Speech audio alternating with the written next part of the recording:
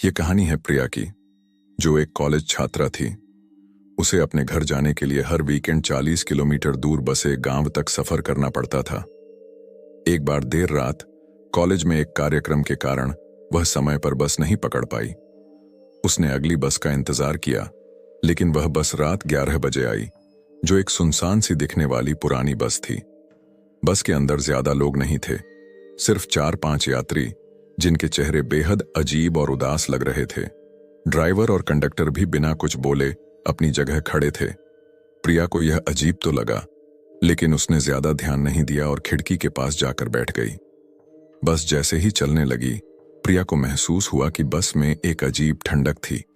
वह खिड़की बंद करना चाहती थी, लेकिन खिड़की पहले से ही बंद थी। अचानक उसे ऐसा महसूस हुआ कि कोई उसके ठीक पीछे खड़ा है। उसने पलटकर देखा, लेकिन वहां कोई नहीं था। जैसे जैसे बस आगे बढ़ती गई, वह महसूस करने लगी कि बाहर का रास्ता उसे अनजान लग रहा है। उसने कंडक्टर से पूछा, यह बस कहां जा रही है? कंडक्टर ने उसकी ओर बिना देखे कहा, जो चढ़ गया उसे सफर पूरा करना ही पड़ेगा। अब प्रिया को सचमुच डर लगने लगा।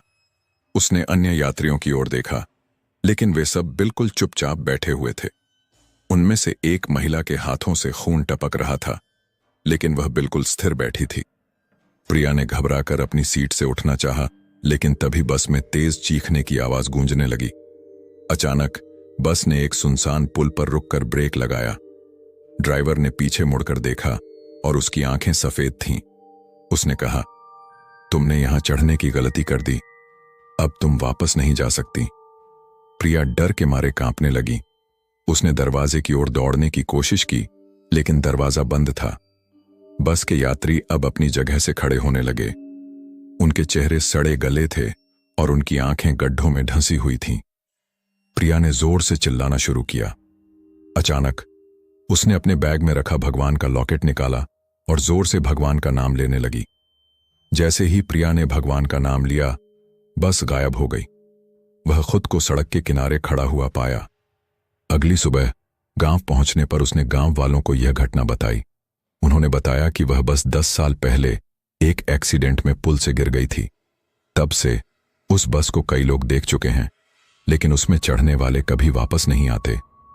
तो दोस्तों, यह कहानी आपको कैसी लगी, आप हमें कमेंट करके अवश्य बताएं। यह कहानी हमें सिखाती है कि डर और खतरा हर जगह हो सकता है। हमें सतर्क और संयमी रहना चाहिए।